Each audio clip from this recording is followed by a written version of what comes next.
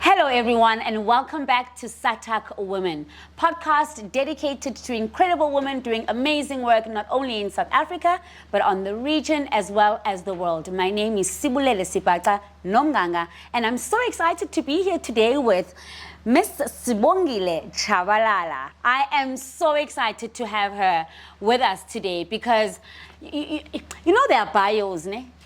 And then there are bios, you know, and I just feel like so that I get this one right, I need to read it. Just be patient with me, right?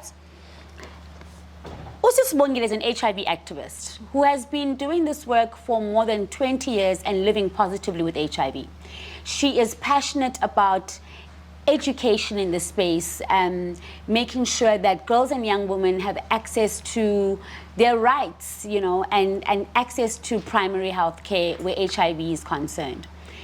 Not only that, so while she's an activist with all of that, let me read for you what else she does. Now, the reason why I'm reading this for you is because as a young woman sitting at home, in the office, driving, wherever you are and whatever you're doing, and you are trying to find positive role models and mentors in the space that you want to be active in, this is one of the people you need to look up at the end of this podcast because she's handling all the roles that she's handling with such poise and such excellence and incredible leadership.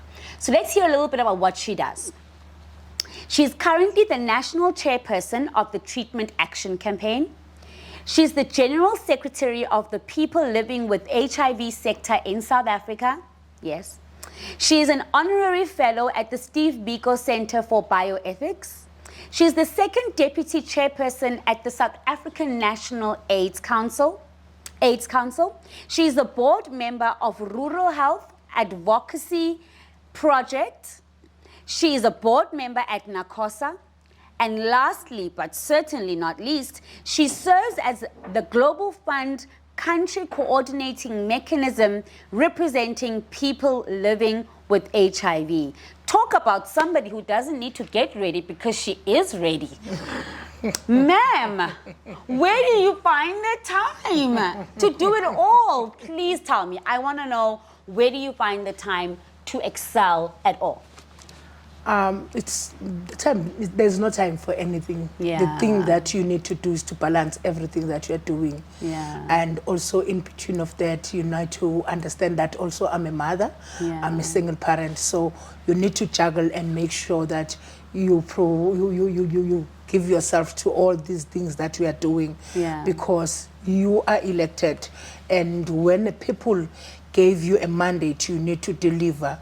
Yes, it's not easy, but because there are other women around there who are saying, Mfazi, you can do it. It keeps me going. Sometimes even if when I feel down, there'll be that message that says, Sisi, we see you, you are doing it. And you'll feel like, okay, let me wake up, let me try to do it again, let me push on. So yes. Sibongile, let's be honest. You were diagnosed with HIV over 20 years ago. Yes. You could have just said, you know what, mbheke mina. Like, I see the world and its challenges. I just got diagnosed with HIV. I'm sorting myself out. What made you look at life just beyond you? Firstly, what I've learned when I was diagnosed with HIV is that there are a lot of people living with HIV. But later in the years, after losing my husband in 2005, I was depressed and thinking that what can we do about this HIV? I was really interested to say, but I cannot just sit there and do nothing. I'm one kind of a person that everything that happens to my life, it happens for a reason. That's what I believe. And I believe that there is something that I need to do with this HIV. And luckily, I was introduced to Treatment Action Campaign. Okay. And that's when my journey started. Okay. And learning that there are people who fought for me to be alive. Then I felt that now it's my time. It's my time to take the baton and fight for other people. So as much as I live with HIV, I survived all what I've survived. But if people can survive also, that means a lot for me. Take us back to the early days of the Treatment Action Campaign. What was the landscape like in South Africa back then? It was very horrible. I know. It was very horrible. Some of us never knew that would be there. Sure. And I think God kept me from that early days, because maybe I was going to die, maybe I was going to push hard, maybe by that time I'll be tired. So I always believe that God always put people for the purpose. So I joined TAC 2009. Okay. Already treatment was available, Okay. but I learned that there are other things that I can do. Okay. The fight is not yet over. So I still have a role in this organization. And also looking at the people living with HIV, living positively, I felt like, okay, if they can do it, I can do it. And if there are also other women leaders above me, who were in front of me, who were doing it, then why can't I do it? And what taught me mostly is that I learned from them. Yeah. Some of them I learned from them while they're no longer in TAC. Some of them I learned from them while they were still in TAC. I used to just want to know what is happening about other women, your Sipho Mthathis, your Linda Mafus, to say. And sometimes when I get a chance to talk to them, to say, how was it? How was the journey? And it was not easy. But then, how did you manage it? So that I could learn from them, to say, what can I take from you, and what can I use from what you have experienced, and you know, combining all the things that are happening in our community and society. So yeah, it was not really easy for leaders, and what I've learned, especially for me, women leaders, it was never easy. So when I was elected, starting my leadership role, one of the things that I've learned is to say, I want to be independent. Okay. I want to be that woman who thinks for herself, and who thinks for others and fight for others. No man will come and decide for me. Dictate how I do things. And I still stand by that. I always tell men that I'm not Mapopiga Edgar's. You will never change my clothes the way you want to change my clothes. So I'll decide when to do the activism, when not to do the activism, because it's not up to you. You don't feel the pain of a woman. I do feel the pain. I understand what women are going through in my community. So what you feel, it's not what I feel. What I see, it's not what I see. You see, so we need to be clear that I am a woman, I'm independent, I'm able to do things. I will ask for your support when it's needed. But if it's not needed, stay in your lane. I'll keep on my lane. Listen, this conversation is pumping me gas. Sibongile, in your time, you know, maybe before 2009, before you joined TAC and post, which one policy have you seen as an example that is really about empowering women? Which one policy do you feel like, the availability or the planning and the creation of this policy has really empowered women? You know, I will slightly be out of the work that I'm doing. Mostly I've noticed that in women empowerment, especially in the private sector, it's happening. Although I don't really know the challenges, but when you look at the BEEs that are happening, always makes sure that women are a part of it. So at least if they're giving a woman a chance to have a chance to prove ourselves as women. And most of women, they took that opportunity and they ran with it. Today we are talking about a lot of successful women in the private sector.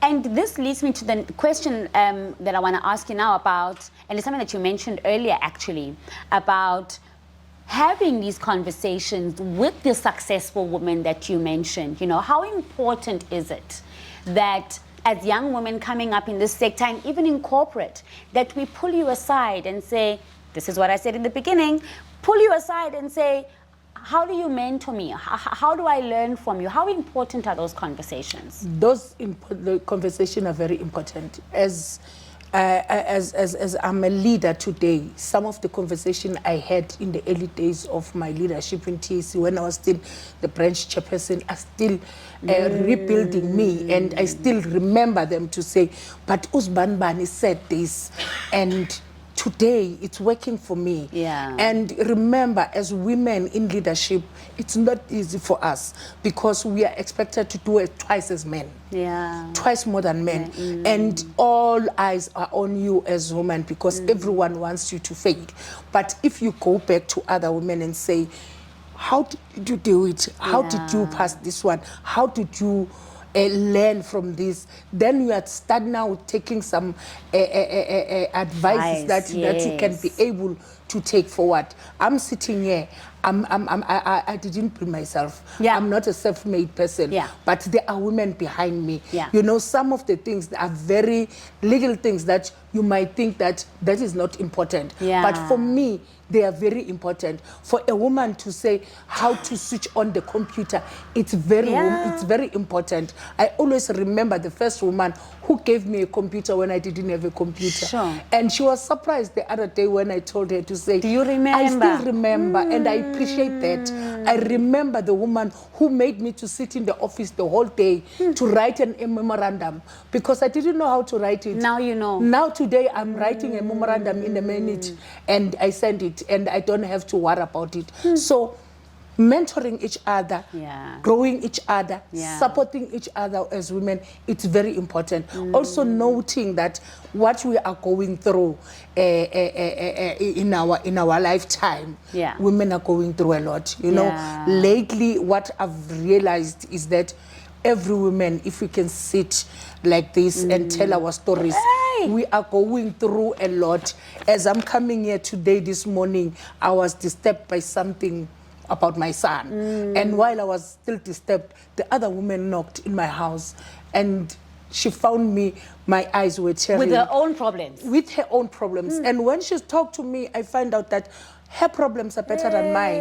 And I ended up feeling for her more than myself. But by the time she went out, I felt much better. I felt like I'm ready to face the day. I'm ready to go out there and make a difference. And you had to be here. Yes. While juggling your friend, your son, you had to show up here today to have a conversation on the SAHTAC Women podcast. Yes. Why are you a SAHTAC woman? I think because I'm a community person and I always want my voice to be out there. And I don't want to hold myself. You know, I'm also a very Christian person. Today I woke up with a verse that we shouldn't hold for others. We need to be empathetic to others. We need to not to be judgmental to others, but also to support to each others. So every chance I get, if my voice will get to someone, even if it's one person, for me, it makes a difference. For me, it's an achievement. For me, it's to say, if Sibongile can do it, how can I do it?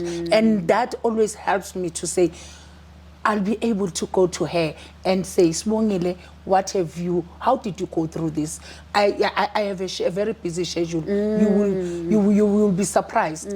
I wake up every 6 o'clock in the morning. There are women who are calling me from 6 till 7:30 before I jump out of bed. Talking just about life, checking each other to say, how are you? How is work? Sometimes there are frustrations, sometimes it's too much because I'm also a human being. But at the end of the day, we need to be there for each other as women. That is why I'm part of this. I'm going to challenge you. Please do. Do you create and hold safe spaces for women? You've already spoken about how you spend at least the first hour and a half of your day doing so, right? And I see that. But do you have a moment or an opportunity to sit with women around the table and create a safe space and talk about, you know, the issues affecting our lives, be it from policy making in the country or the daily lives that we are juggling every day? Do you ever sit around the table and talk to women about that? I do. Although I haven't done it the way I would like it to do it. But already there is something that is happening. I have a women's corner within the TAC where we have women that we are talking about anything and everything. Policies, how to be a women leader, what are the challenges that we are facing, how can we resolve them, how can we support each other, how can we talk to each other. And you know, we sometimes we go deeper in also our relationships, because so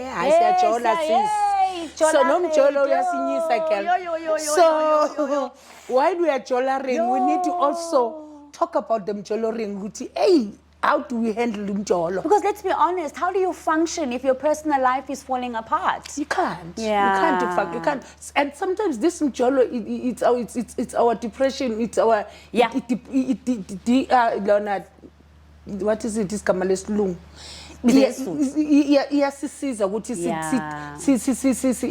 sikhiphele ubuhlungu, because sometimes you don't want to tell umuntu oseduzane uNombasa, and you want to tell ubaby wakho ukuthi my baby ye waze wangidina uNombasa namhlanje athi yazi my baby uNombasa qala ngizokhuluma but uzoba right, don't worry, yabona. So sometimes we need that. So I always encourage women to say, don't close yourself in a bottle. If you want to date, let's talk, date, talk. Talking, it makes us to be who we are, because by talking also you get support, by talking also you get advice. How do we get society to believe that as women, we can do it all? Because we seem to know that we can. It's the society that we find ourselves in who think that we can't. I believe that at some point we make the society things that we can't. Okay. I think also we have a role to play as women.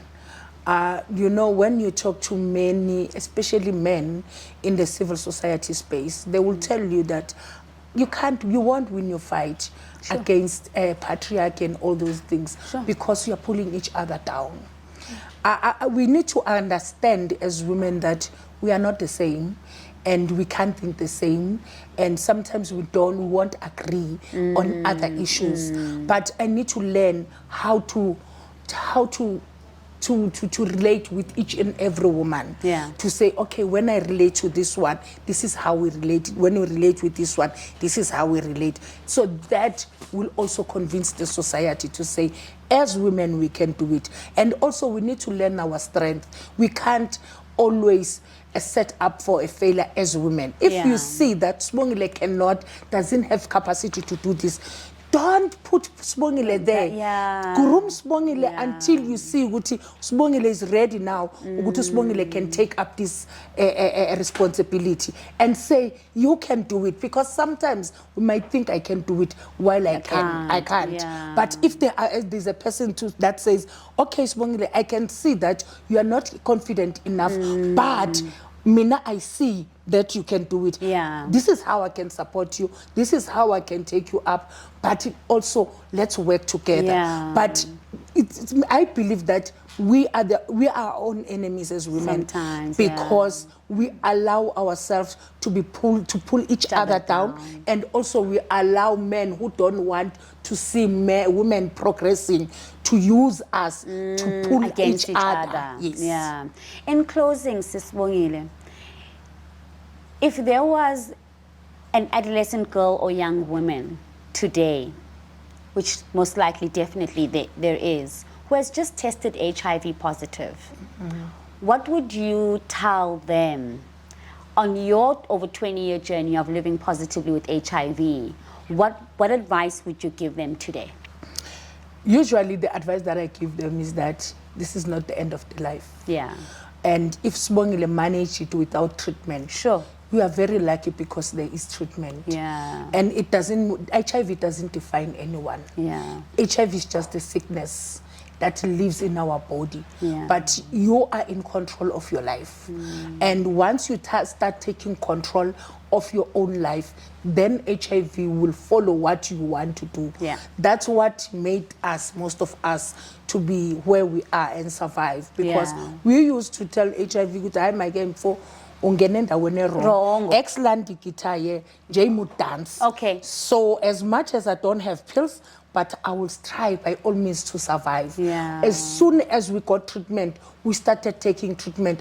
Up to today, we are still taking the treatment. Yeah. Yes, there are challenges. There is treatment fatigue. There are psychological problems that we are going through. But through supporting each other also, we are managing to pull through all those challenges. Yes. Thank you so much for spending the day with us, Sis You're welcome, Sibongile. We Sis. really appreciate your time.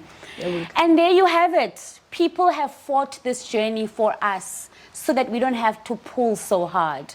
The struggle does continue, but at least we pick up the baton and the journey is not so hard. Thank you so much for joining us today. I look forward to seeing you again next time. Bye.